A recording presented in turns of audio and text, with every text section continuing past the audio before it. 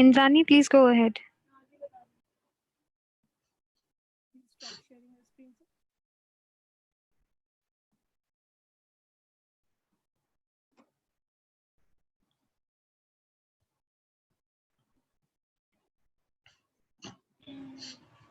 Indrani, you can share your screen.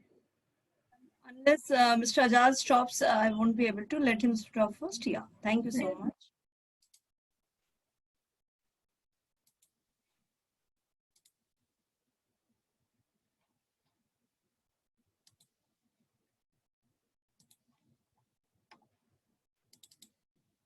ASHRAE is a great organization on the forefront of technical innovation and driving the building sustainability movement because ASHRAE members demand action.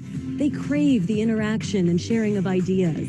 They insist on developing the highest standards so that the industry never falls short of its responsibility.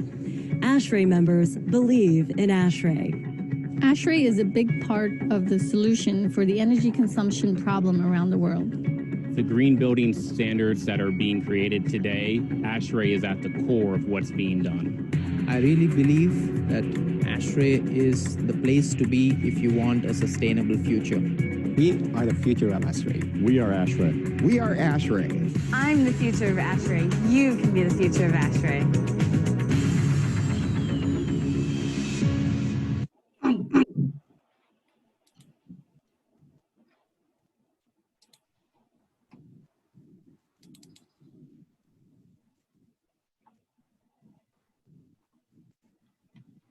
So we will start with ASHRAE Code of Ethics. In this and all other ASHRAE meetings, we will act with honesty, fairness, courtesy, competence, inclusiveness, and respect for others, which exemplify our core values of excellence, commitment, integrity, collaboration, volunteerism, and diversity, and shall avoid all real or perceived conflicts of interest. Let's start today's event, today's webinar rather. I would like to first thank to Mr. Azaz Kazi of Voltas for sparing his time. I would like to thank Nazim Khanji from Capricorn, and I would also like to thank Palash Konerji for sparing his time from his, their busy schedule. So I welcome all the attendees to again spare time for ASHRAE event and taking interest on ASHRAE platform every time. We have proved us successful in these webinar sessions. Thanks a lot. And now I would like to thank our annual sponsors. They are IoT Mission, ALP Aeroflex, Voltas, UP Twiga, Advanced Valves, and Calpex. Thanks a lot. Our event sponsor is Capricorn. I would like to thank Mr. Amit Jain and team for supporting us in this event and every time. Over to Azaz Kaziji. He is going to share his screen and he is going to share his knowledge with you. Hope you will gain the knowledge and it's going to be an informative session. Over to you, sir. Thank you. Can you stop this here? Yes.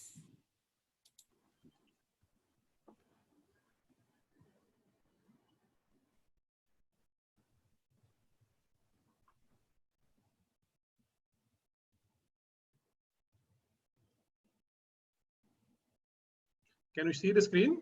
Yes, yes, perfect. Please go ahead, sir. So welcome all of you and thank you very much for inviting me for such a wonderful session. I thank ASHRAE India chapter for inviting me to share my few insights on this topic today, transforming MEP industry by integrating design and fabrication through BIM. I'm going to share some of my experience in this 20-minute session, which I'm going to talk about. And what I've been told to talk about is what is the conventional system or conventional way we work on the design, and what are the challenges in implementation of BIM. These two topics I'll be covering it. So I start with this. So I just wanted to rush through, what is the conventional design process. In today's context, most of us, we get a conceptual drawing from consultants or architects, and based on that, we map our shop drawings. Those shop drawings are basically based on the latest inputs, because from the bidding to the actual construction, there will be some changes. So the shop drawings are prepared by the individual contractors. In MEP services, basically mechanical, electrical, and the plumbing contractors. Then those shop drawings are generally superimposed in a 2D. So all the shop drawings are made in 2D format, and they are superimposed in 2D, and they are generally analyzed for some clashes if it is possible, and they are resolved like that. But most of the time, they are left to the site coordination, because all the individual contractors, they prepare the drawing, they get it approved, and they go for direct execution site most of the time without coordination. If there is one MEP contractor who does it, it is generally felt that he does some kind of coordination. But believe me, coordination in 2D is extremely difficult. So we'll see what happens in conventional drawings.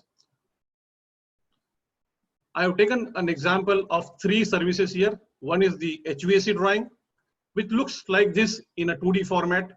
You must have seen such drawings which comes out of 2D. Then we get into a firefighting drawing, which again looks in 2D format like this. Then we get into electrical drawing, which looks like this. Some of the cable trays and other things are generally shown in the shop drawing. And when we get into the conventional coordination drawing, it looks like this. And believe me, it is impossible to do a coordination in drawings like this, right? We will not be able to identify the clashes and resolve the clashes before we go into the site.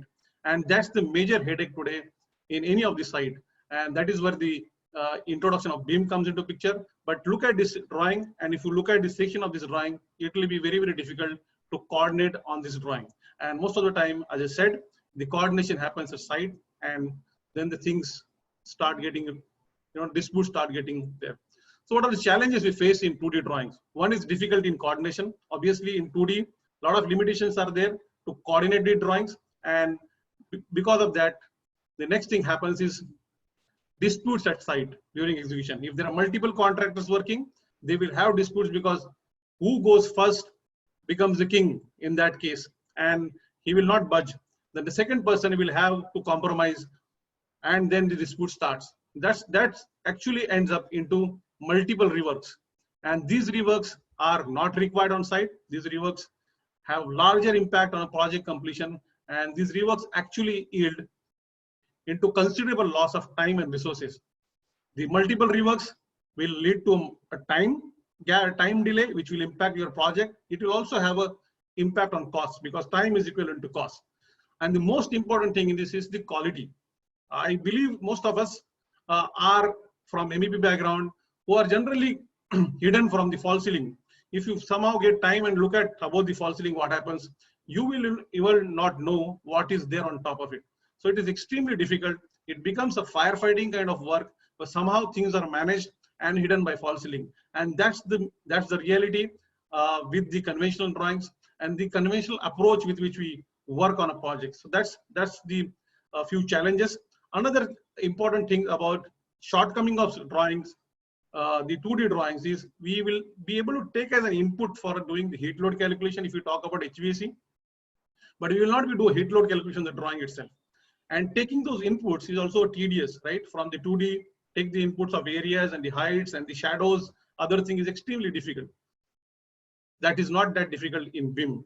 Second is quantity takeoff. Now, most of the time we depend on quantity takeoff from 2D, though are not that accurate, and we get into a situation where for smallest of things, the project is halted. And that's the another worry which or shortcoming from the 2D conventional drawings. And if you are able to put the design, quantity, supply, and the installation put together and manage it seamlessly, that is what a project stakeholder or sponsor is looking at from all of the MEP contractors, or for any matter from all of us. Second thing is attribute and specification of addition. You will not be able to put a lot of data in 2D, otherwise you will not be able to see what is there actually. So all those attributes or specifications of particular item or particular requirement or particular material which is to be installed is not possible to incorporate. If you incorporate, it will be too much complexity and you will not be able to see the actual drawing. The fourth thing is planning and timeline establishment. Now here comes the planning part, because most of the time we don't give importance to time, and that becomes always a firefighting on a project. I think most of us know that, and if you don't plan it properly, the project will not go in the right way. Now the 2D drawings, you will not be able to do a proper planning in terms of sequence of work which happens at site. Who goes first, who goes second, it is very difficult to identify from those drawings. And planning of events happening actually at site, or which are supposed to happen at site, it's very difficult to get the inputs from.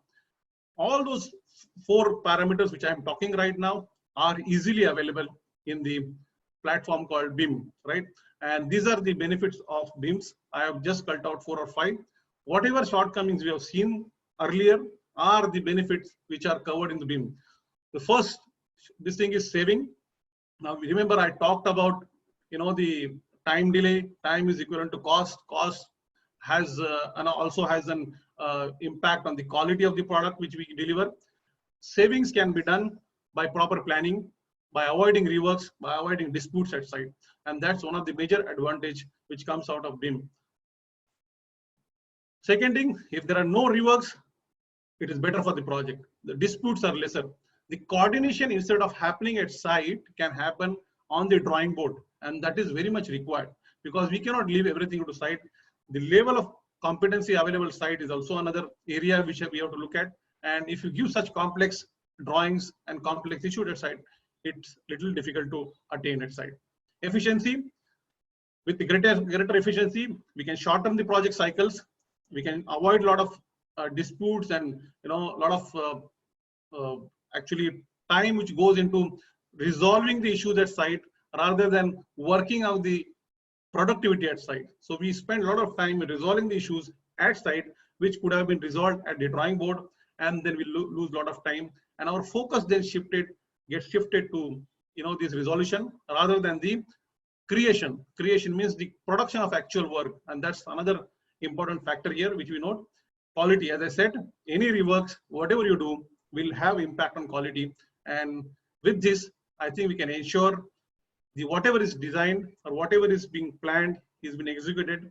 There will be issues, obviously there will be issues, but the level of accuracy, the minimization of the rework can happen with the help of BIM, and that's what I wanted to talk about. Another topic which I wanted to talk about is what are the problems while implementation of team, and this I have got it from my own experience while doing some of the projects on BIM. One is the first problem comes is the resistance to change, and resistance to change comes from all the stakeholders, and it is not the matter of only BIM. Any change in our life or in our professional career will be, will have a lot of resistance. It is part of our life, but because we are believing ourselves that whatever we have been doing from the past is the best thing to, which best thing can be done. We don't get into the shortcomings of that thing, and we don't try and improve on this. So if the change comes, a lot of resistance comes, and that is one of the mindset, which is very, very important to overcome this implementation of BIM. And I have seen it personally. This is what happens. The second thing which comes is the cost. The initial cost of getting the software, training the people is very, very expensive. And some of the bigger projects, the larger projects, the complex projects can afford it. But I understand some of the smaller projects, it will have a little difficulty. But once it gets implemented, the advantages too many. And if you compare with the cost and the advantage you get, I think then only we'll be able to look at the advantage of the BIM. But this is one of the challenges which is being faced while implementation of the BIM. Skill and resources, that is very, very important with the context of BIM, because there is a huge gap between the demand and supply, and you will always have issues of people living in between. So-called these BIM modelers and BIM coordinators, they are very important for successful implementation of BIM. And in between the project, if you lose them, it have direct impact on the project. And since the BIM is the area where everybody works on, and the output of the BIM goes to various contractors for implementation of the work, anything which stops BIM will have huge impact on the actual production or actual site execution. And this is one of the area which I feel the trained resources is the key concern area for implementation of the BIM, and the gap has to be minimized so that people can be easily available and start working on this. Platform. Now, all these things can happen if all of us, all the stakeholders come on the same platform. If some of the stakeholders on a different platform, this will not be able to be a successful model. So it is important, right, from architectural to structural to MEP consultants and to MEP contractors have to come on the same platform. Then only this is possible to achieve. Otherwise, it will only remain a dream. So it is important to understand this, the concept of BIM, the advantages of the BIM, and some of the challenges. If you overcome this and get onto one platform, I think this will become a very, very important aspect of our project life going forward. Initial time is another area, because when we start a project, we must incorporate in our planning or schedule the number of the time which is required to start initially, because it will take a lot of time. I have personally experienced it, to gather everybody, and if you have multiple MEP contractors, to gather them, everybody, get them the feeler of this, it requires a lot of time. The kind of input which is required from them is also has to be understood by them. The kind of output goes from the BIM needs to be understood by them. After that, we must also get a review done by these contractors to understand what are their issues in the output, and those issues or those challenges have to be incorporated into final drawing, and that is the final drawing which goes back again to the contractor for implementation. That's the process. Now, in this case, the initial time to get on board and start feeling about it, it will take a lot of time. But once it becomes habit, then there is no issue. But that is the time which will be there in the first phase of the project, where you will have to spend a lot of time in getting all people together, and understanding has to be clear. Everybody has to be on the same platform, and that is the very essential part of implementation of the BIM. I just give two analogy to this. This is a traditional design which you see on the left hand side, a wardrobe with a lot of mess, and this is the wardrobe without a mess, and that is the difference. In a layman's language or mindset, I just wanted to tell you. So this is a traditional design which looks like this. You can see the sections, the supports are clashing with the beams, and there is no proper coordination here. However, if you go to BIM design, you will get an output like this. And this particular model has got huge elements of structural beams and anything, but the way they were coordinated and the number of reworks minimized are extremely high. So this is the analogy I wanted to drive between the traditional design and the BIM design. I hope you got the essence of it, what I'm talking to. One of the important elements which I talked about is the planning, and the planning comes with a proper sequencing of work. If everyone goes in a proper order, the entire work can be coordinated properly.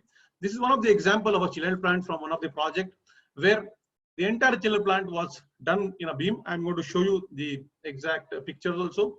And these were then finally decided who goes first, who goes second, who goes third, and how the entire plant room can be planned in a sheet where everyone is knowing who is going to go first, what is the drawing requirement, what is the material requirement, what is the start date, what is the finish date. This is a fantastic planning which comes out when you have visibility of the work which is going to happen.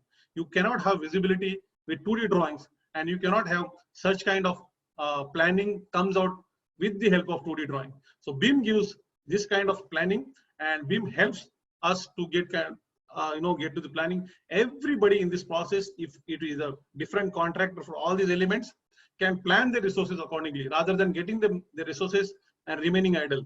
So this gives a very good clarity on how to go ahead on a particular area with the help of BIM, and that's one of the areas which I wanted to touch upon. One of the important area is progress tracking. It is possible to track a progress. Again, one example is here, where a lot of elements of HVAC are identified on the left-hand side with the quantities which are identified, which comes out from the BIM, and what is the progress. And this progress also can be seen in this fashion. You can have a proper cutoff the cut section, and you can see what is the progress with respect to what is planned, and you can actually visualize. In today's context, what you see is very, very important than what you actually see a printed version or what you want to read. So this gives a clear-cut data of what is the progress is happening, and this is possible through BIM, right? I'm going to show you 2 videos or more than 2 videos, which we have done a walkthrough, which is going to be done on, which was done on the BIM of a plant room. So what I'm going to show you right now is the walkthrough of a plant room, which was done on a BIM. I hope you are, it's a small video. This was the walkthrough done for a large plant room,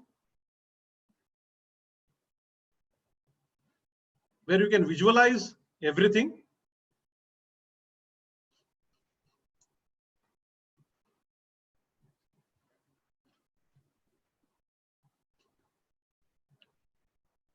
This is an output of a BIM.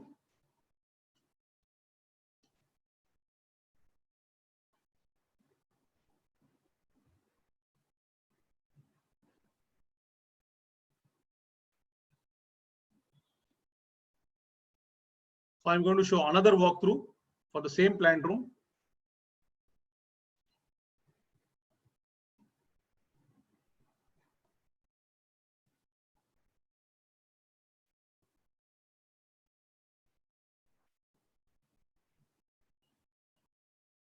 Same plant room from another site, where we are going to see some of the chillers which are installed.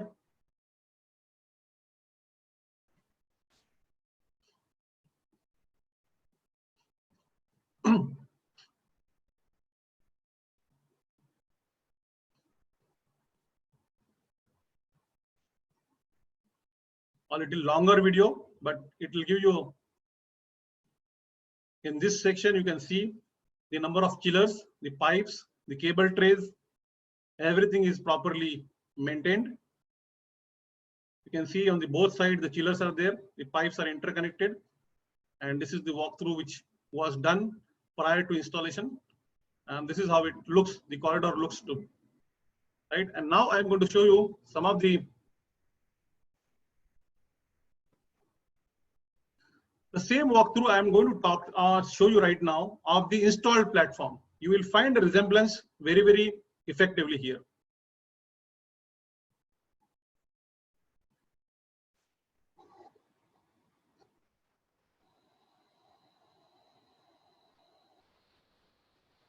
Same plant room.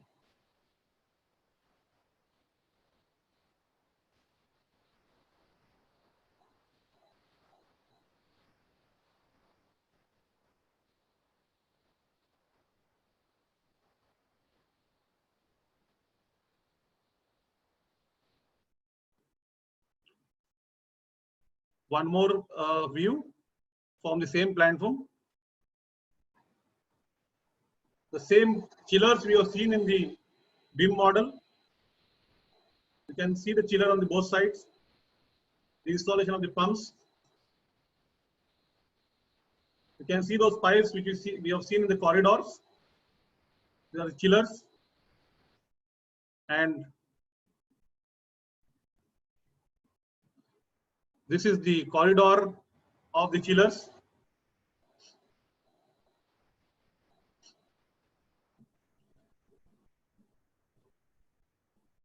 So I hope you got some idea about what can be planned and what can be executed, right?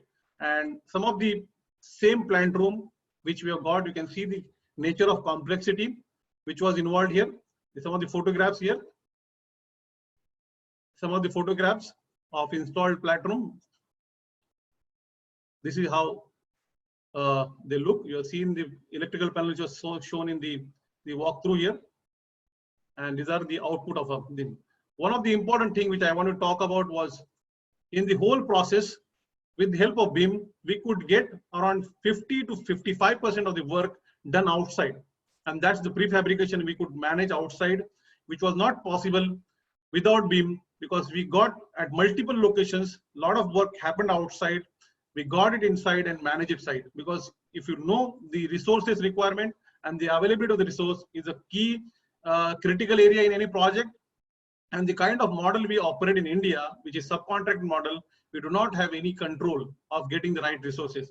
So we tried with the help of BIM to get a lot of things outside and then manage properly. And that was possible only with the help of BIM. And this is the output you can get once you install, and you can get a lot of satisfaction of getting the right output, or what was planned is being achieved. That is the most important factor here. With this, I will end. I think I was given 20 minutes. I think I just overshot. So thank you very much for giving me an opportunity to talk about this. Thank you.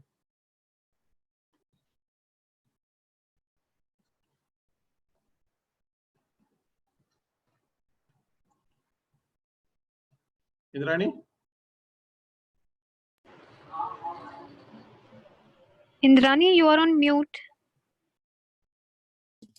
Sorry, everyone. Well, there are 3 questions, all of them from Animesh. He's asking, first question is BIM for solution or creating more confusion? Okay, good question. BIM is obviously solution. Now, how you take it is important. So that's why I said, if you take that as a resistance to change, then it will become a confusion. But once after looking at those videos, I feel the BIM is there to create solution and not a confusion. Secondly, 99% of the BIM modelers are not from MEP industry. To make them understand the subject and make them what is expected out of is a big gap. This is what I talked about. This is one of the challenge which I have also faced in some of the project. But now I can see on various platforms, social media platforms, you can find many modelers are available, and it is the time we should invest people in getting trained and get to the level, because you cannot have ready-made people. People who are working on 2D now have to move on. And if we can show them the future, I think they will be able to make it. And that's a valid question. BIM has a mandatory aspect nowadays. I'm not getting it, but most of the large complexes or with a lot of huge scale and volume, I think BIM is the only solution. And without that, you will have huge catastrophic issues at site. So BIM is, what is the additional cost of BIM? Obviously, once I'm talking from the contractor perspective, you have to cost for it. It has an element of cost, but if you compare with what are the advantages, I think that will not be much difference. But yes, if you look at the initial cost, the cost would be there for getting the licenses, getting the kind of laptops or the PCs, which are your traditional PCs will not work. That would be the cost which you have to count for, depending upon the number of modelers, number of the coordinators you want to invest into a job. I think we have worked on Revit platform, and everybody has worked on the Revit platform. Well, the cost, as I said, if laptop cost would be around 1.5 lakh rupees, and if you have multiple this thing, that would be cost. License costs, I think, it's runs in the lakhs, close to 20 or 30 lakhs, and that is the cost based on, and you can multiply it based on your requirement. What are the can we get the copy of presentation? I think you can talk to Indrani. I think she is the right person.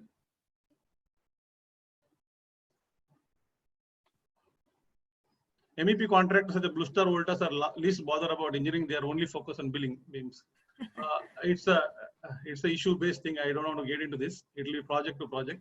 So let us stick to the topic which we are talking right now. I think all questions you have taken, and everyone must be, must have received their queries. So all sorted. Rest, if they have any doubts or any questions further, they can mail us. We will put it further. Thank you so much, Azadji.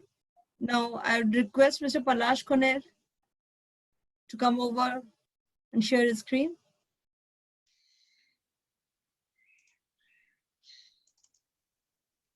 Hello. Yes, hi. Please start. Is the screen visible? Yes, perfect. Okay. So now today's topic is the transforming MEP industry by integrated design and the fabrication through BIM. So this is the most important and the new fields in the MEP industry. So we start from the BIM modeling. So what is the BIM? So BIM is one part of, you can think the BIM for the building information modeling, and one part is the building information management. So two part are there. So one thing is for 3D modeling, every element like mechanical, electrical and plumbing, and input all the manufacturing catalog and the design specification we can inbuilt into the the 3D model. Second thing is the coordination. We can coordinate in the BIM softwares each other, like the MEP service in between service and other service also, like MEP service to structure, architecture, we can coordinate everything.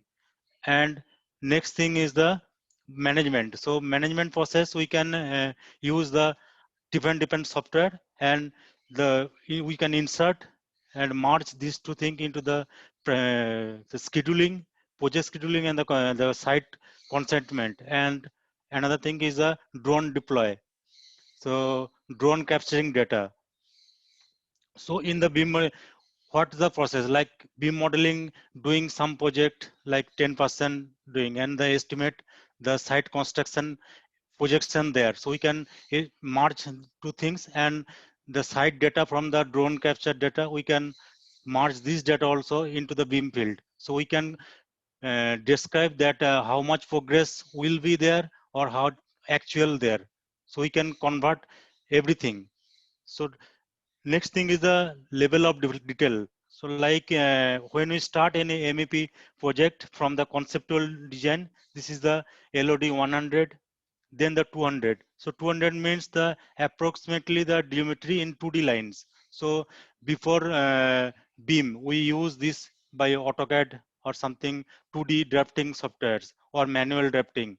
But now is the BIM softwares come, and the LOD 300 means the all the 3D three-dimensional data means X, Y, Z dimension, like one duct there. So how much width, how depth and length, everything. They like one HU family there. So we can insert all the 3D data there. Next, the LOD 350. So this LOD 350, like all the connection also there, like one HU air handling unit. So the supply air connection, return air, fresh air, the chill water pipe, heating pipe, every connection we can find in the 3D model, and the HU catalog, like how much load it will be and the power capacity and everything data is there. And then the LOD 400 means today's topic is the fabrication. So when our drawing, modeling, everything is ready and coordinated each other. So then we insert the manufacturing catalog, like the duct. We have the DW144 standard and the Spagna standard. So these both standard we can implement in our beam, and we cut sheet metal, we cut this one actual as per the actual standard length, and the pipe also, and hanger support as per the mini standard. Next, the LOD 500. This is the building operation model or the as built. And another thing is the beam dimension. So beam dimension means the 3D. 3D means the all the 3D models, MEP object and the architecture structure 3D models there. Next, the 4D. So when we extract the scheduling or the time management, we can add these things. Next, the 5D means we can estimate our project. Like BIM is the one field where we can build the building whole process in our computer before actual construction. So we can rectify all the errors or the mistake, all the things before actual construction. Next, the 6D means the sustainability or the operation model. Then the 7D means the facility management implement here. 8D, next the another 8D, 10D, we can, whenever we can research more, then we can go through all the things. Next, the integrated design. So in the like when the beam not there field. So then when the HVAC designer or the plumbing or something designer, they can design from, they can just read the architectural 2D drawing and measure the things and height and space area and the other like sunlight condition, northeast the building position, and every engineering data condition by manually putting the data with another software and manually measurement the length within the architectural window, door, window, everything, wall thickness, etc. But now the beam is come. So for the beam purpose, we can't rely only or depend on the 2D drawings. We are, if the architecture model they built at the LOD 400 level, the detail, then we can directly calculate the design, all the data from direct model, not the depending upon the 2D drawings. And when we extract the or collecting data from the 2D drawings or manually, then this is the chance of mistake or error. But when we calculate from the like BIM software, all the data they are putting from the BIM software, then the less error chances. So like you can see here, all the space we can create all the space and zoning system, and we can heat load calculating and cooling load calculation, scheduling, duct pressure loss, pipe pressure loss, everything we can do in here. Like here with the server there, like the old process in the office, we can depend like server in our office. Okay, but if anyone from away from like the COVID-19 condition, so we can't reach office, so we can work from home or something condition now. So like the BIM 360 server there for the accessing the data, so we can access the data from everywhere, not in the office, everywhere in the world. So in one application in the mobile application also there, so the site engineer can access the model from the tab, and actually they visit the site condition and they put the comment and upload the data to the BIM server. So, and the designer or the modeler who are sitting in the office or somewhere else, so they can easily extract this comment and rectify these things. So this is the whole process is the BIM process. So this is more easier. Like you can see here the many BIM tools there. So in our MEP field, like mechanical, electrical, and plumbing field, so we can use this tool and we can calculate all the design and uh, create a error-free BIM process. Like in some time ago, like some years ago, then we depend upon the, we know about the MEP field, the schematic diagram and the 3D model is the different thing. Okay, so we have the schematic diagram in 2D lines and one is the actual model. So in BIM field, we can compact these two things in one platform. So something change in the BIM model or something, it will automatically change into the schematic diagram also. So not the manual process. If the manually process there, then chance of error or mistake there. But in the BIM field, we can merge these two things and proceed ahead. This is the fabrication process through BIM.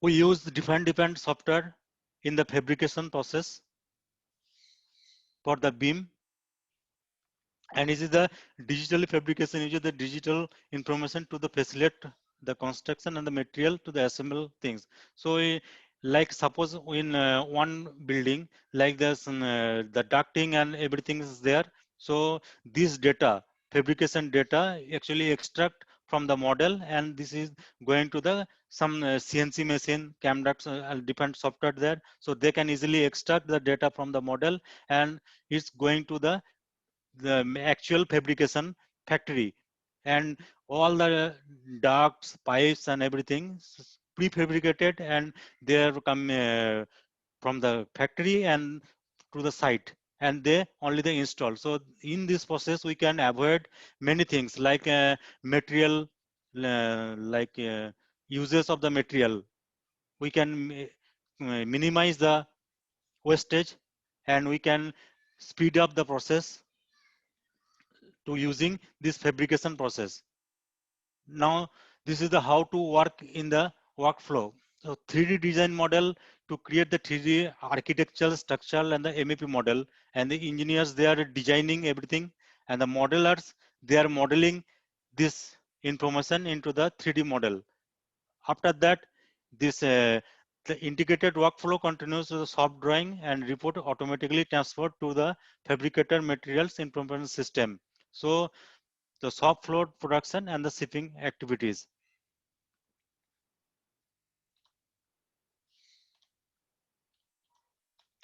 Like this is the fabrication, one of the fabrication project process. So we know that we can develop the 3D model and the class coordination things there. So MEP coordination in between MEP service or in MEP service to architecture or the structure, we can coordinate each other service before actual construction. Then this is the fabrication CAD MEP part. So this is the process in the fabrication CAD MEP. So we can create the installation space.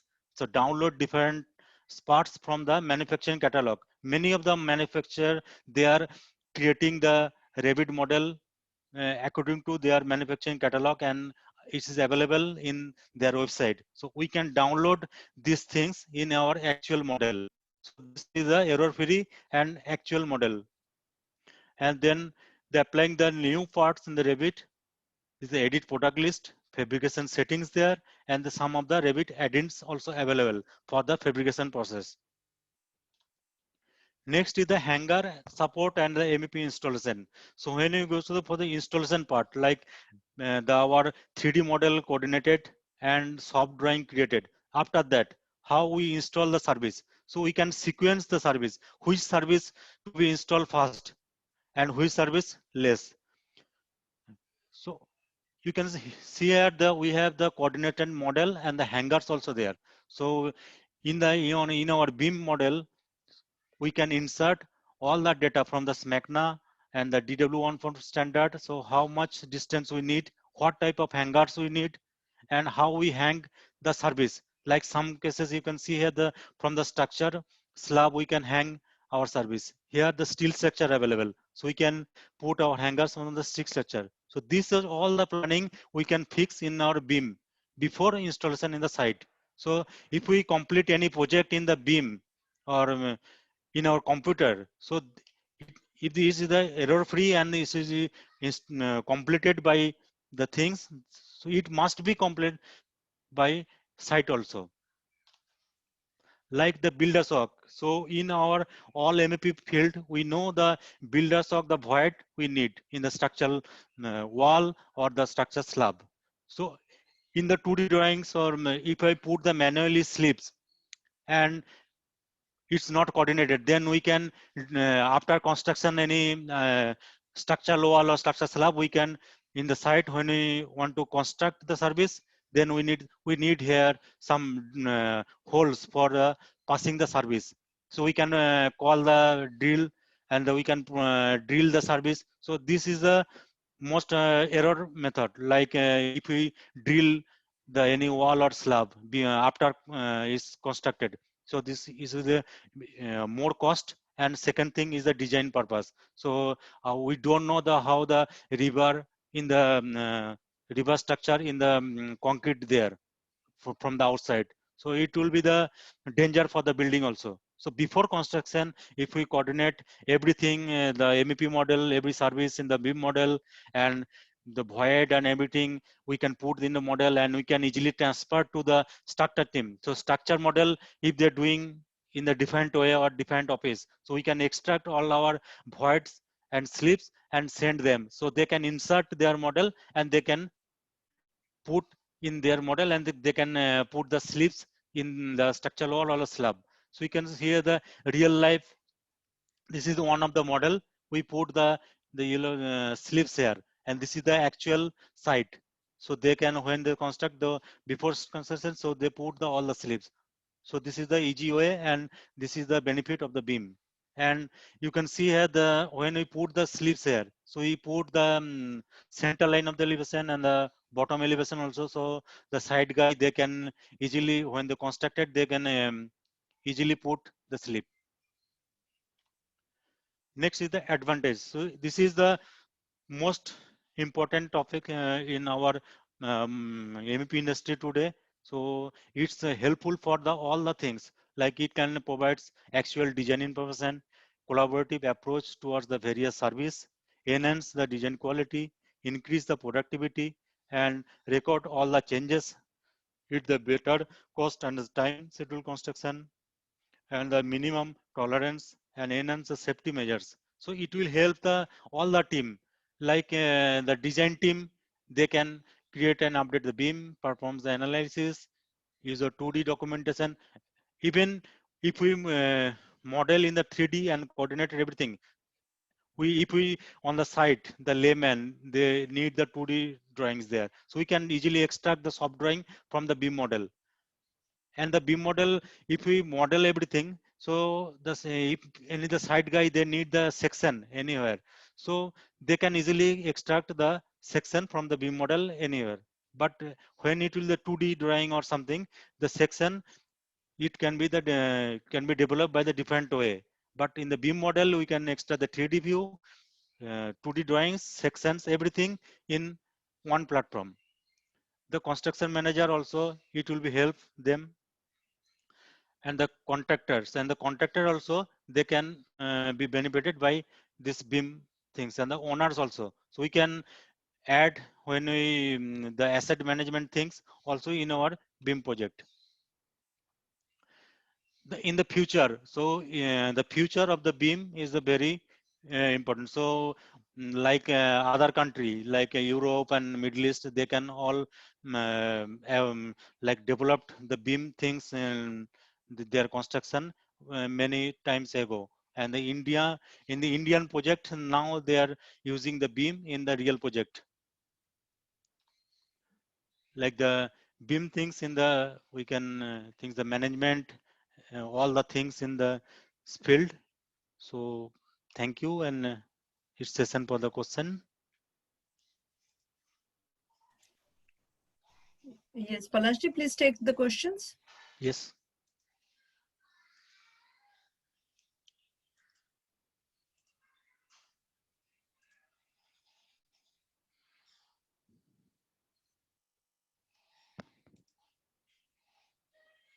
Hello. Yeah, you will read or should I read for you? Okay.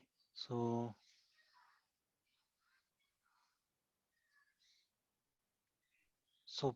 question from, can you read it? Yes, sure. What is the cost of engineering in BIM working out to? USD/SFT. Actually, it cost depends upon the how much resource and the what level of resource you can use. Like if any company can set up the beams in their project, so then the first time they have to purchase the beam systems like laptop or desktop according to the BIM configuration. So in the first project, and the softwares and the resources also. So if after the second project, but it will reduce the cost. Okay, one was, is there any specific software for airfield ground lighting and other airfield services? Is there?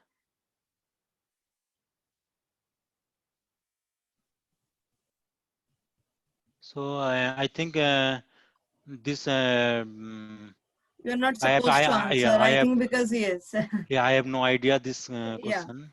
no Yeah. problem. Next question is, what kind of inputs are required for generating BIM model? AutoCAD drawings, etc.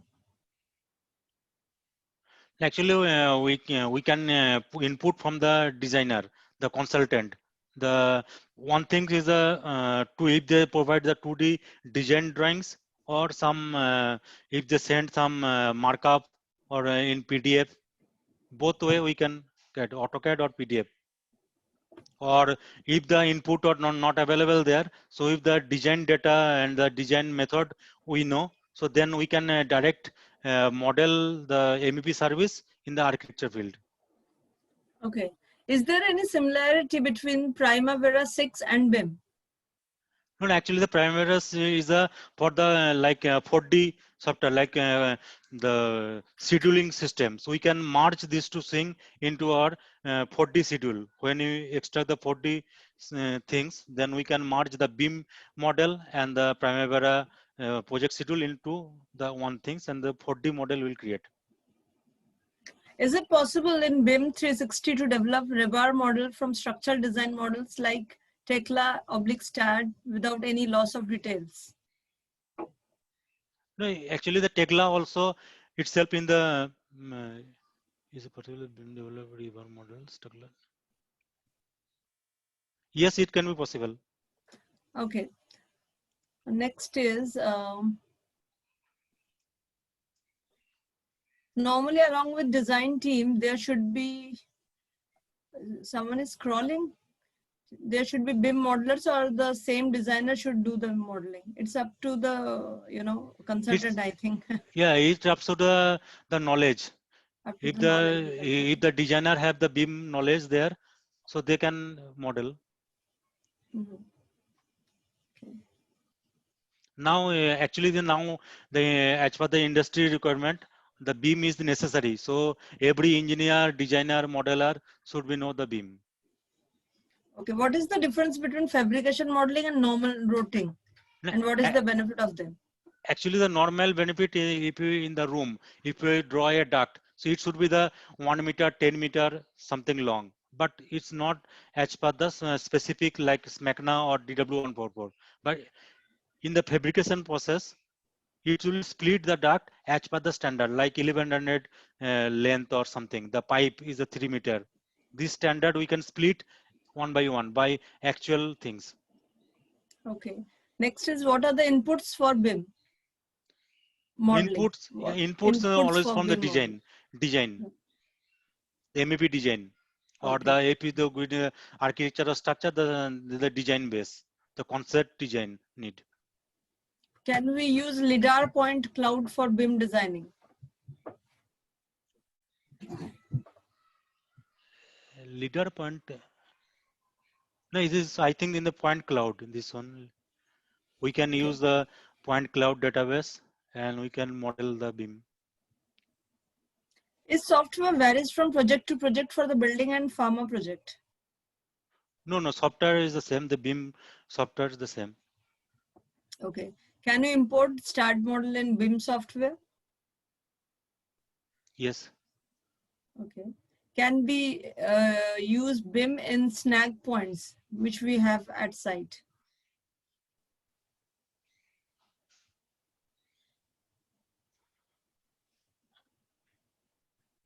Snag points. Can you describe this? Use BIM in Snag Points, which we have at site? So I think Nazim ji will take this question later. Okay. Thank you so much, Palash ji. Okay, thank you. Over to Nazim ji. Please stop sharing your screen. Nazim ji, you have seen those unanswered questions. Yes, ma'am. So you can take it later, or if you wish to take in between, you can go ahead with that also. It's up to you. Definitely. So I will start, and then at a later stage, we will I'll take the questions whenever required. So good afternoon, everyone. And I would first like to thank all my previous speakers, and it's really very helpful that they are sharing their experience and their expertise with all the viewers. And I'm sure that everybody is getting some, or some less or more insight about the industry, how the BIM is playing a very integral role. So my name is Nazim and I am a BIM specialist. Especially I'm taking care of the MEP activities. I'm an Autodesk certified professional as well. So my topic today would be focused on extending your BIM workflow. Like I am just assuming that a lot of viewers, they must be aware about what Revit is, what BIM actually has the capability of doing. And previous speakers have already spoken about it, the different Ds that it covers and different activities that it covers. And, many of the things have been already covered. So there's nothing very huge that is remaining, but still I would like to cover on a specific topic, that is prefabrication and modular construction, and how BIM is playing a very important role, integral role in in being able to deliver that technology part to the construction world. Okay, so so my agenda today would be focused around three things. I will introduce the topics, and then I'll show the workflow of how, like, a lot of questions have come. What are the softwares that are going to be used, and apart from Revit and other things. I mean, as in, like, they should know at least what is the kind of software we are going to use. So I'll be introducing that, and the demonstration. I will exactly show how we are going to do it. So I'll show the demonstration of the software as well for a few minutes. So initially, if we can see that BIM for MEP, we understand that stage, construction, it involves, if we divide it into three parts, then we have concept and design, detail and fabricate, and installation. So we have the first stage where we do all the designing, all the conceptual designing that we're doing, detailed designing, everything that we're doing. And then why are we doing it, all of that? So that we can get a proper installation, we can get it all installed. So there is a middle stage in between, that is the detail and fabricate. Now, a lot of places, these three are at different platform. What BIM is doing is bringing all of that three on the same platform, that is concept and design, detail fabrication, and install. Let's look at how BIM does that. Like, we will just take a look at how BIM actually does that. So we have two major players involved in construction stages. One is the MEP contractor, MEP site, which is the the engineers, the site engineers, design engineers. One is that part, and second part is the the firm decision makers. So there are stakeholders involved. So we need to think on the return on investment, increase profitability. These are something which is thought mainly by the firm decision maker. If we are doing a construction, then there is a motto behind that, and that also, because there are a lot of construction going on and there's a lot of demand, we are not able to meet the demand. So for that, we need to have a standard procedure. So, and secondly, there is a MEP side, the engineering side, and the technical side, and they have to think, daily activity is going as per our planning, and there's an increase in productivity, my team is working properly. So there are two kind of decisions that has to be taken. So BIM has a single platform. It provides a single platform where all the people can come together and can share their thought and can work with a single goal objective. Okay, so let's look at these two separately. So when we talk about business unit, the person who is taking the care of the management side, and he's investing money and other things, he has the kind of thought that I need to continue to win more work. If you're working in a company, any company that you're working for, a lot of us in the viewer might be involved in some of the firms, some at some position. Some might be estimation engineer, some might be the site engineer, some might be the design engineer. So you understand, on the estimation side, people can relate more, that there's a lot of regular business coming. Like, we have construction going on, and a lot of construction is going, and we have to do estimation, we have to deliver. So that is the side where the guys thinks that I need to continue to win more work and meet the need of today's market. And second, he thinks that I need to remain cost competitive. So because there are a lot of competition in the market, and also we need to revise the costing, and we need to develop on that terms also. So, and we need to ensure also my business is running efficiently. And on the second hand, there's a team of people who are working, executing, delivering the work on site. So he thinks that I need to maintain and improve my and my team's productivity. He thinks about productivity, he thinks about collaboration, reducing the efficient processes, making more effectively. So these are the things that is generally going in the mind of BIM, CAD manager, or any other personalities involved in the project. So we have frequent. So as I said, we have frequent deliverable item, and BIM helps in that. BIM as a whole, what it is going to do, there are repetition of work. It is going to, shorten the procedure, and it is going to be more efficient in delivering frequent deliveries, remaining cost competitive, as to be able to efficiently bid with a competitive advantage. So those things, BIM helps in that, in collaborating effectively internally to reduce the duplication of work. These things have been discussed already. So and collaborating effectively externally with larger multidisciplinary disciplines. So I would just go to a few more slides. As I have already mentioned before, currently the industry is experiencing momentum of BIM mandate. We all understand, we all hear, as we heard in the webinar today also, that BIM is being mandated, and we if we are connected to the industry, we know that there are a lot of institutions that has mandated BIM as the procedure. In some of the country, like started with one of the country that started was UK, that they mandated BIM, then came to India. In India, we have a lot of institution, government institution, private institution who are mandating BIM, that it has to be done. There's no way out. So many projects, contracts are now stipulating a BIM deliverable at the end project. But the deliverable in questions is more frequently becoming platform specific.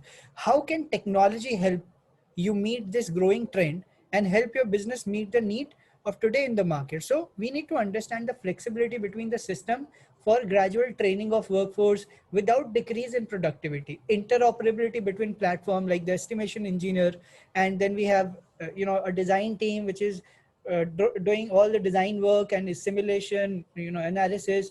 That is another team. Then we have site team, then we have maintenance facility management team. So interoperability between platform help deliver specific format job, and we continue to position for the future. So apart from that, BIM will help reducing overhead, creating synergies, technologies that are not installed but implemented. We need a database. So what is one of the most important thing in BIM is that even if we're using 4 software, the database is common. It's not like in one software, the language it speaks is very different. The jargons, the terms are different, and in the other software it is different. No, they all are sharing the same set of database, same set of families, libraries. So that makes it very easy for the interoperability part, and collaborating internally and externally. So I would like to jump on my main topic, that is modular construction, and why we are in need of industrializing the construction work.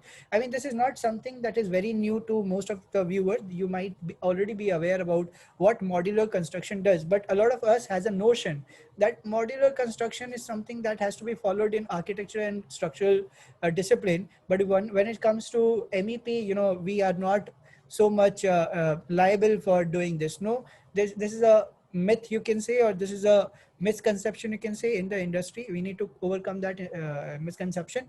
So first of all, I would like to put some points to make you understand what modular construction means, and for MEP, and then we will look at how BIM is helping in that. So in modular construction project, I'll just put some points also. What we do, we have a design team. Initially, after the project has been finalized, we do designing, and we get design intent model. We know that, okay, this is the duct, this is the pipe, and this is how it is going to be, the routing, and the material, everything. So in modular construction, we get the fabrication detail. Finally, I am skipping the first few parts. I'm talking about part starting from the fabrication. So let's suppose design drawing is done, and then we have a fabrication drawing with details. Okay, and then we prepare the installation detail, because everything has to be so I'm not talking about the coordination. It has already been talked about. We do the coordination. We are assuming that design drawing which has been developed, it has been developed with the coordination details, with all the clashes being resolved, and all the dimensioning, annotation, everything. Then we come to fabrication drawing. We extract fabrication drawing, we prepare installation detail, we create spools of piping, we order factory to manufacture it. So it's, as the name suggests, industrialization to work. So the work is going parallelly. The construction has started. We have already, before starting the work on site, maybe even that stage is possible, and we have already some of the, now we need to strategize these things. I'll try to explain you the strategy also in the coming slides. So if we understand, we get an idea, okay, we need this, and we will order that to factory, because we know that what kind of ducts are required and how many ducts are required, how many pipe parts are required. So we can give an order to the manufacturer to build it. And at the same time, we're working on the site. It's not like we are working on the site and then we are waiting for that to be done. Site work is going on, and parallelly we have already given the order to the factory, and the factory is also manufacturing our parts. So that is going parallelly. And then we have, after that has been created in the factory, manufactured, it will be transported to the site, and we'll do the installation on the site. So it's going to be like that. This, if you can see the picture, this is a factory layout. We can see it is not on the actual site, this picture, and this is being produced as per our design, which we have sent in the pieces, spools, which we have sent. It is being prepared in the factory, and it is going to be transported to us on site. And this entire thing at a time is reaching us, and we will install it directly. So this you can see different parts that has come from the factory, and we are going to join it with so this is one of the entire pump fabricated and manufactured, and all the bolting and everything has been done, and this is going to be directly transferred from the factory, and this is going to be directly installed on the site. Now, let's look at what are the benefits of why are we focusing on prefabrication. As per the researches, it has shown that we are looking at improving the productivity, we are looking at competitive advantages, we are looking at the return of investment, the demand from the owner client. Now, the graph shows here that decrease in project schedule. So if you can see, it is going to decrease initially by, by 1 week, 8%, by 2 week, 15%, but finally it is going to increase by 6%. So we need to see the schedule is also, we are getting a overall benefit on the schedule and project budget, as you can see, decreased by 20%. And there are other graphs that we have, other surveys that we have, that is also showing a better result, differing from this, but a better result. So there are many challenges, definitely. So if, so first of all, we need to clear the myth and misconception that entire project has to be done on, 100% of modularizing of the project is not possible. We understand that. I mean, you cannot, because there are constraints. The project is also being executed at times. We'll not be able to take the model inside the building, because there'll be a lot of construction that is already built, and there's no way of bringing those things inside so there are these challenges. So we need to, if we are willing to initiate this process for the betterment of entire budget and everything, then we need to understand, okay, let's start with 20%. Let's finalize an area. Okay, so we will have to think over it. So we understand there are challenges. 100% of modularizing is not possible. Prefabrication is not possible. Changes in the design, during the manufacturing, difficult and expensive to accommodate.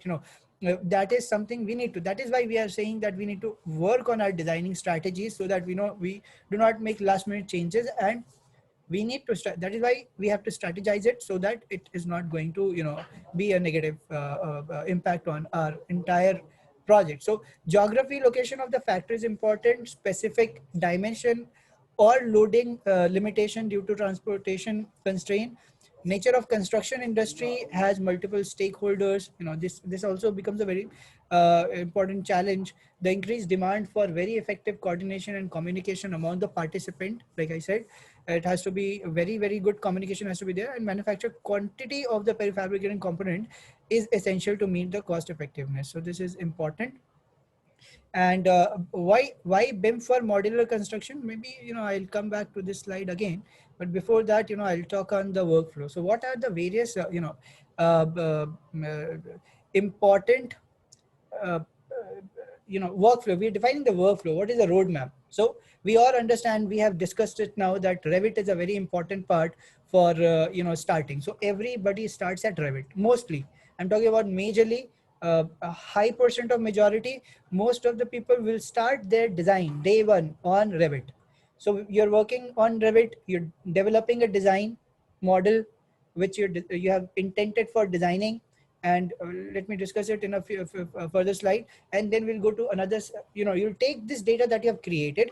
We are not doing duplication of work. We are taking the data which we have already created on Revit to another software called Fabrication EST MEP. Okay, so this is, I am trying to tell you that what is fabrication here, that we are about the topic fabrication, and EST MEP, that is estimation of MEP. So there's another module that we have, fabrication CAM duct. Okay, so these softwares are very important. I mean, the terminologies are very important to understand and to be able to get the result that we are aiming to get. Now we understand here database is very important. If there is a duplication of database, or if somebody is using something else, estimation team is using something else, designing team is using some other terms, fabrication team is using some other terms, so there is going to be a lot of confusion. So we have a strategy actually. There was a question also that BIM is causing a lot of confusion. Yeah, it might cause a lot of confusion if you're not clear what you want. If you're clear on what you are exactly looking for and what you want as a result, BIM can help you like nobody, no other platform can help you like that. Like for example, you need to be clear in what you want, and BIM will help you in that. BIM is not going to clear your confusion unless you are clear on your terms. So the designing team, estimation team, the detailer team, fabrication shop, field operation, all of them, everybody involved in the construction platform is using the same database. This DB is for database, and that is very, very important to understand. And same thing as we can see. Now we have to understand where do we, we have talked about the roadmap. Now we include Revit in product mix for MEP contractor. When we are starting it with the design stage. So when we say design stage, which platform should we use? BIM is a big platform. It's made of small categories. So Revit, we can start with Revit. We can do the entire design. We can initiate the design. Revit is going to continue from design to detail, because once you have made the intention of, okay, this is what I'm going to design, this is the design intent model that I want, then you have to do detailing also, fabrication detailing, all the hangers, all the dimension, all the joints, all the detailing of all the manufacturing and fabrication detailing mostly has to be given initiated on Revit. Okay, Revit can do detailing, fabrication detailing also. Then we have fabrication EST MEP. At the same time, you want this data. Okay, you don't have a lot of time to do EST MEP. Estimation is one of the most integral part of entire construction, and we understand that. And we don't want, and that is one department which has least limits, tolerance, we can say, for errors, because it involves a lot of money. If you make major mistake and if you don't realize it, maybe you will make doubling of the item, and anything can happen, and that is going to, overall it is going to harm your project. Instead of profit, you are going to end up taking the loss. So that's what I said. BIM has to be understood first. If you have already used Revit, take that model. Now the advantage of using BIM here is that you do not repeat. Okay, you do not have to take off 1 2 3 4 5, like we understand that. So there is a software called fabrication EST MEP. This is the platform, fabrication EST MEP, that is going to be focusing on whatever you have created till now. Automation is there, and it is going to give you, okay, this is amount of duct, for example, you have used, this is amount of duct fittings that you've used, accessories, walls, and what is the time involved in all those things. Each part of estimation is going to be done on a platform, and a database is same. Then comes cam duct, for example. Cam duct, what does it mean? Duct, camming of duct, that means manufacturing of duct. So there's a process. We understand in the conventional way we have been using on-site fabrication. So there's a bending machine that is coming on site. There's a cutting machine that is going to come on site, and you have to convert the entire shop drawing into fabrication drawing. There is a lot of documentation going on. Even after we have worked a lot on shop drawing, there's a lot of working going on, and it takes the project from 6 months to maybe 1-2 years. So that is, what we are trying here to reduce the time. So all that you have created on design is directly going to our intention of sending it from design directly to the floor, the manufacturing floor, shop floor. there were a lot of people involved in between. Now we don't want that. BIM gives you a clear cut platform where you can take your model design from drawing from design stage to fabrication stage. So let's see how it does that. And fabrication EST MEP also helps in installation, so we cannot miss that step. So a lot of softwares like BIM, we are only focused on Revit, MEP fabrication, and you have Revit again in pre-construction stage. You have concept design detailing stage, fabrication, MEP fabrication is there, and like we have already discussed the other one. Okay, so this video here, it because we have a lot of confusion here in the viewer that are we only talking here, or is it actually being executed somewhere? So I have brought one video which is going to talk. I'll show you the procedure. This is actually happening on the site, and let's take a look at how it is happening on the site. So yeah, so these conduits that we see here, and all the other things that we know from the fabrication drawing, we know that okay, we need these parts. Now either we can go one part, or we just order everything we know now on the page that this is what we need. Let's order. So procurement. So all these things you can see here, it is coming directly. So this is nothing new. I mean, fans we have been ordering, AHUs we have been ordering, all the units we have been ordering for a very long time. But here the focus currently, what I'm talking about, these are units that is being manufactured. I'm talking about entire conduit panel, entire ducting. Ducting also is happening a lot. So entire conduiting, entire cable tray, all the racks that has to be installed being manufactured at some location which is not on site while we are preparing the site, and we are getting that and directly installing it. It is going to be seen here.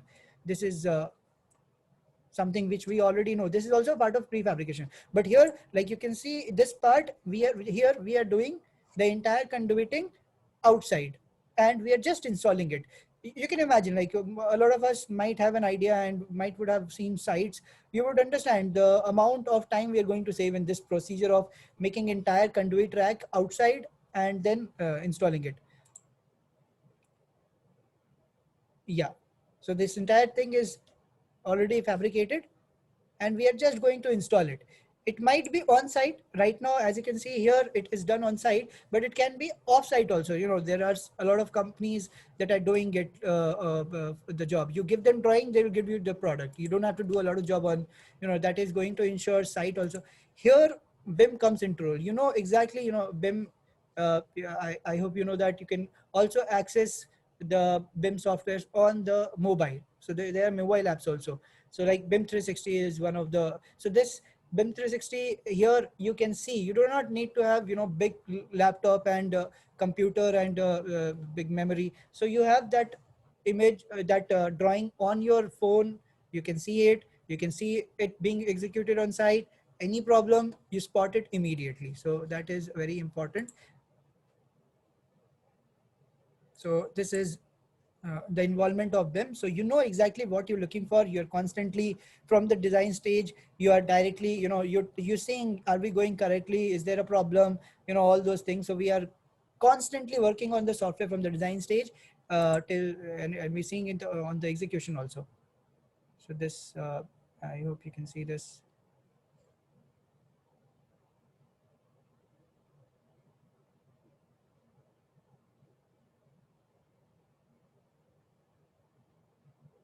Okay, so this is actually the last thing we saw here was being developed on the site. Anyway, so I will just move on to the next point, workflow for prefab.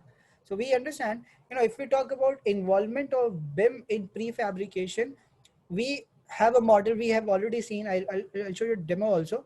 Very less time is remaining, so I'll just try to give you a glimpse of it. So workflow for prefabrication model has been prepared on Revit. We are doing the fabrication based on model driven fabrication, model driven sourcing and procurement. So you know what parts are there, you send it for procurement. Model driven operation and maintenance, virtual job site planning and logistics, like we have just seen, virtual project execution, install on site, and improving building performance through BIM optimization, facility management. So strategies, one of the very important thing is strategy. So we understand this all needs involvement and strategy from the day one. We need to engage the design team, subcontractor, and owner. And we need, if we are planning to use the BIM, we need to strategize. Okay, we will do 20% of prefabrication work in this area, and let's see how BIM is going to help us in early decision making, collaboration, and coordination of multiple trades. Then we have look at the potential. We have to look at the potential cost saving. Where are we going to actually save the make the cost saving and productivity increase, and when implementing this approach. So this is very important. This entire detail and design is a part of that. We need to extend. So this is what I've been talking about. Extend your BIM workflow, Revit models through fabrication. So you start with Revit, go to fabrication model, use real world content ready procurement, and more accurate, the content should be more accurate. Utilizing the spooling to improve prefabrication, improving ductwork manufacturing efficiency, and access and export BIM data at any time for procurement, accounting, and other business scenario. Okay, so and installation, finally, use the model data to support job site installation. Advancement has enabled us to use barcode and track full spool module system for real-time update, and those things. So this, I will first go through this small demonstration, that is a video demonstration. This is a job site factory that we saw, and this is being worked on the software. This is a fabrication software, and we have got the input from Revit. We have brought it to fabrication software. Each part we are seeing as a spool, and we are going to take a look, strategize, and do all those things, and that is going to go to the job site, and we are going to, from the Revit and fabrication drawing, we are going to get results like this, exactly what we need. And this is going to be reviewed by factory. We do not have to go through a lot of stages. It is going to directly go to the machine and make the these are the nesting parts. Ducts are being constructed from the Revit model that is going to fabrication. So fabrication is another platform that you have to use after Revit, and you're going to get M code, G code for CNCs, and you're going to get, from that same software, you're going to get all the, product stickers, so that there's no confusion, and you have all these parts made. It is going to be transported to the site, pipes, all these things. So these are all helping and supporting the modular construction in some of the other way, prefabrication. And this is being worked out in a very huge scale at a lot of places. So we need to think about it, and see the major advantage of that thing. So I'll just immediately, I'll go to this software. You have this Revit software. So you have a design intent model here. If I look at this duct here, what we see, just a second, I will just share it with you. This is a Revit platform.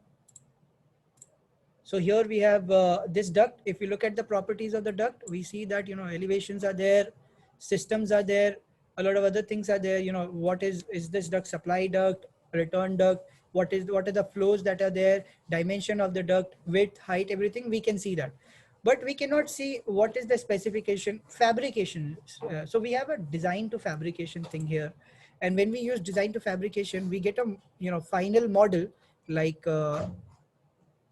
this. So this is I'll show you here. This is a fabricated part. I have converted that part into fabrication. We can see, if we look at this, we can see this, this is following DW144 strategy.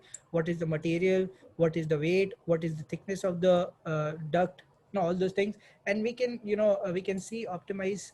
We can divide it into parts. I've just optimized it. Let's look at this part. If we edit part, we can see what is the connector detailing. We can see all the connector detailing here. And, we have a lot of different connectors here.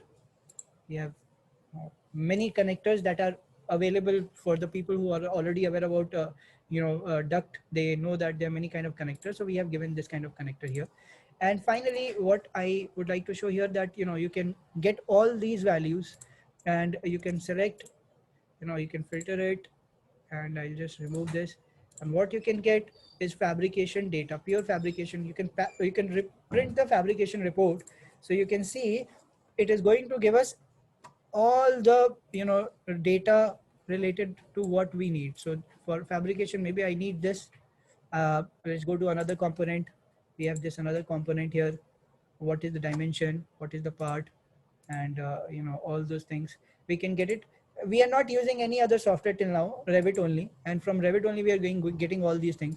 We have a area summary here, where we can see the entire entire thing. Where have we used, what have we used, how much duct, total length, size, weight, and everything. We can see the linear nest report. So all those things we can see. Now all of these being done, what is the sheet thickness, and what are the ancillaries that we have used, and all those things. We can generate these reports. How many gaskets we are using, if you can see at this gasket clip, what we have used, how many tie rod, and what is the fabrication time that has been used, and what is the total length of the duct that is used, quantity, installation time, and cost. I mean, you can look at the detailing of the fabrication strategy. We are also seeing at the minute detail of gasket and rods and nuts and bolts, and we are also seeing at the fabrication time utilized and installation time. Till now I have not used any of the fabrication software. I mean, this is the beauty of Revit itself. And then we can export this into MAJ. MAJ is a format that can be used directly by a CNC machine. So this is another software that we have. And this here we can see this is nesting, and this is showing that one sheet will have this much part. And if we look at this, we can view the NC details also. So it is going to show us that, okay, finally, this is what we are going. So this is G and M code that you can see here. This is being used. This is being generated from. So you're not doing anything new. This is another platform that is fabrication, CamDuct. We have taken that model of Revit and we have brought it on the fabrication CamDuct. That is what we have done. And it has given us the output in the form of M and G code. So we know exactly how much, how much wastage is there in the sheet and all those things. It is going to go, and it is going to go directly to your CNC machine. You do not have anything in between. So that is a, and that all output was initiated from Revit. So we are not, we are not taking a lot of other data. And if you can see this, we have all the items available here. We have used this duct. If you can see, so this is a duct we have used, and all the details of the duct we can see. This is one of the duct that we can see. And if we look at the properties of this duct, it is going to show all the connector that we have used, items that we have, specification, and all those things. And there are a lot of things, V-notch, you have used Pittsburgh joint, or you have used some other joints, all those things it is going to show you. I mean, this is a very huge and huge platform with a lot of data. So I'll just go back, and there's another platform called estimation. Here you can estimate everything. You can see the estimated summary. What is the revised item cost, group, installation time, fixed cost, distribute cost. So you are doing all of that from the same data that you got from the Revit. I mean, this is nothing. This is not something that you're doing from your own. So you can do options of costing, cost type, manufacturing rate, material rate, fabrication rate, and there are a lot of things. So I'll just stop here, and would like to kind of just show you that this all can be accessed through the Revit through export. There's an extension that we need to use, Revit extension for MEP fabrication. So even if you're not using the other, which is very important, and it gives you entire construction, if you use the proper workflow, you will not have any confusion. Rather, you will have more clarity, and we understand the need of prefabrication. And BIM as a platform, it is going to make your work very easy. With increase in productivity, lack of reducing your cost, and overall other things. So I would just like to show this clip, and I would like to end my presentation with this. So let's look at this. Okay, this is a very small clip, and this is the result that we have got from Revit, and we are exporting it to fabrication, and 44 parts have been exported. Now we are going to use this and we are going to get a result of nesting. And after that, it is going to go directly to CNC. This is a CNC machine. It is taking input from your Revit model, the fabrication model, and you're going to get the result of duct. This is not only the case with fabrication. In fact, you have the spooling for pipe, for cable trays, for conduiting, and all other things. So this is a very huge platform. You have all from the starting to fabrication, everything can be taken care of if if you have strategized how you're going to get the reports from it. So let's take a look at this video a little. So this is an nesting report that I've already showed you how to get it in the software itself, and this is the result that you're getting. Next important thing is installation. You can get each and every hanger point also, and that you can send it to installation, and the surveyor can give all the points rather than one by one you have to make. They will give you all the points, coordination point, where all hangers are installed as per your model, and then you can directly install it. All the cable tray, all the ducting and everything can be installed directly without focusing more time on making one by one. You go take the scaffolding one by one, and it takes a lot of time. It saves a lot of time, this entire thing. So that's it from my side. I hope that this presentation webinar was helpful. Over to you, Indrani ma'am. Naveen, would you like to have the questions? Okay, sure. So you are master of the BIM, so I need not to read the questions for you. Accordingly, you can take the questions. Sure, ma'am. I will take the questions one by one. So like one of the question is that, okay, so what are the inputs of BIM modeling? Okay, we have already seen that that input is that you use Revit, and the input is that the design. I mean, you can start in the Revit from the day one. You do not need an input. All you need is to think and strategize and start from the day one. If you want conceptual drawing also to be made on Revit, you can do that. So I mean, you can start from scratch on Revit. You do not need input if not required, but there are different approaches. Like you might also, if the design is already prepared, some of this approaches that goes into the industries, like some designer is working separately. So they will give you an AutoCAD file, and that is going to be an input for you, and you can start drawing on it. So that is one of the input. If any panel is missing in the layout, can it be highlighted in SLD? Yeah, it can be. I mean, that is, we'll have to see if you have that, if you have given one of the SLD and you have given your intention to the BIM and you want it to compare, we can make a lot of automation happens here. So that might be possible, but SLD natively is not available in Revit. SLD we created by using drafting view, and but we have a lot of plugins like there are a lot of people working to build the entire BIM platform. So yeah, we can do that. Can we link with equipment? Oh, depends on what kind of equipment you have. If you're talking about HVAC equipment, you have AHUs, FCUs. Yeah, definitely we can link it with that. If you have electrical equipment, yeah. If you have plumbing equipment, definitely we can do that. Okay, let's take some other questions. So if you have some software, please let me know. Well, so I think Shweta ma'am will answer that in the type. Not at this platform, we can't answer. Better whoever is asking, they can mail you directly. Yeah, so mail us. We'll just leave our email ID, so we can give you the info on that. How much time do you allocate for BIM in a complete design project cycle? That depends.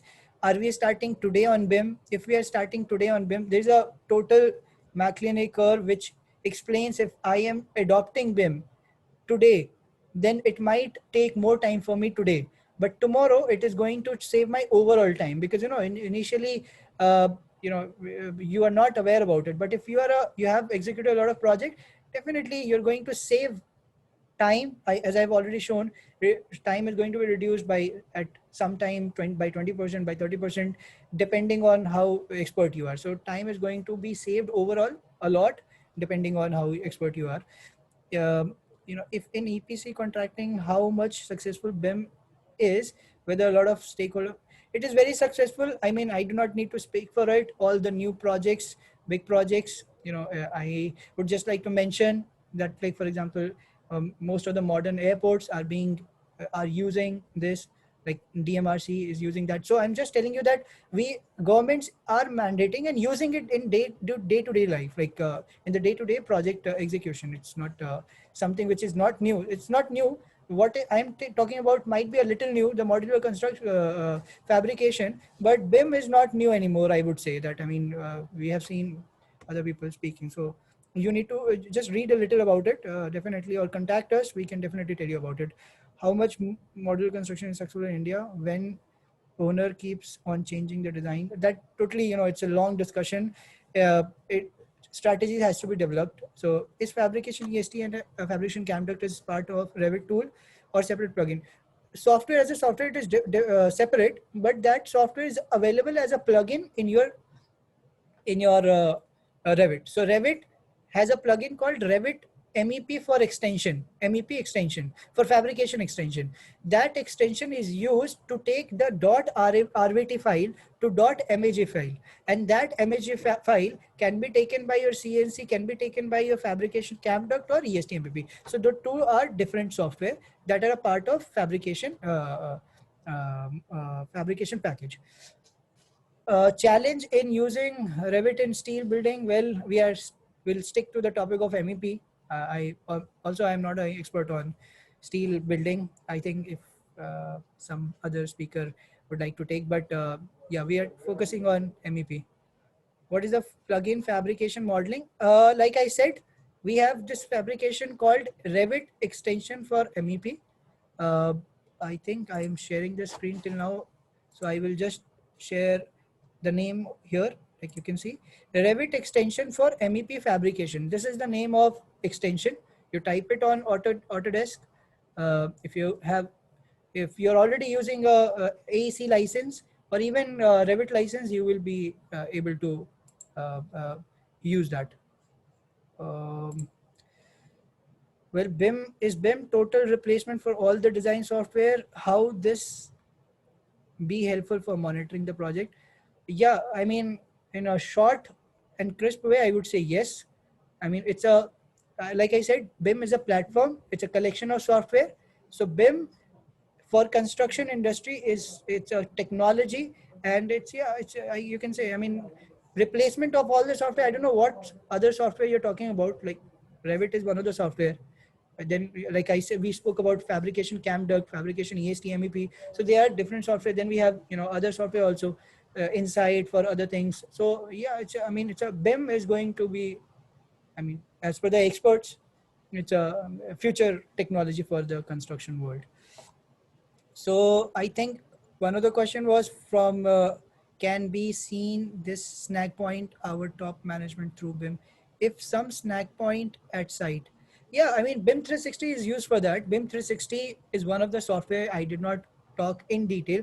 Like the view that you were seeing, that person was seeing on the mobile and tab, that was a view of BIM 360. So BIM 360 has field module, it has a construction module. So all from design to construction to facility management. I'm talking even about one step ahead. Even after you've handed over the project to the operation and maintenance department, still you can monitor. You're not going to generate a new data.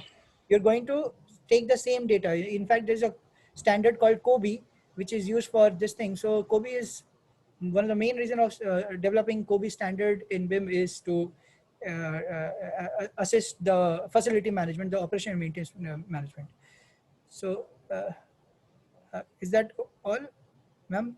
If correct me if I'm wrong. If there's anything. Much thanks a lot for detailed information. Sure. I think attendees loved it, and they would like to have more questions. They can mail you or Definitely. mail us. We will forward it them. And over to Mr. Abid Hussain, brand name of the HVAC consultant, and he'll share his views and give vote of thanks from ASHRAE India chapter. Over to Abid, sir. Thank you, Indrani. Good afternoon. There is no doubt BIM is a very revolutionary tool in designing and installation of MEP services. On behalf of ASHRAE and ISHRAE, I thank our speaker, Mr. Ejaz Qazi, who very well explained the problem faced in the conventional design and challenges faced in BIM in MEP services. He very well explained the advantages in adopting BIM in MEP services at site by showing in actual work at site in both the conventional and BIM. Also thanks to Mr. Palash Ponar, he very well explained the BIM modeling of 3D, 4D, 5D, etc. Very useful information for the BIM user, total integrated design process for completing work of a project A to Z. I also thanks to Mr. Nazim Khan, he explained in very detail of everything of the BIM for designing MEP services. I am very thankful to all the attendees for their presence and raising the questions for the benefit of them and for all. I am thankful to our annual partners named Automation, ALP, Voltas, Advanced Valves, UP Toiga, and Calpex. And also thanks to Shweta Gupta, Indrani Rawat, and Ranjit for organizing such a beautiful webinar for the benefit of the attendees. Thank you so much for. Thank you so much, everyone. Thank you. Thank you. Thanks a lot. Thanks. Thank you.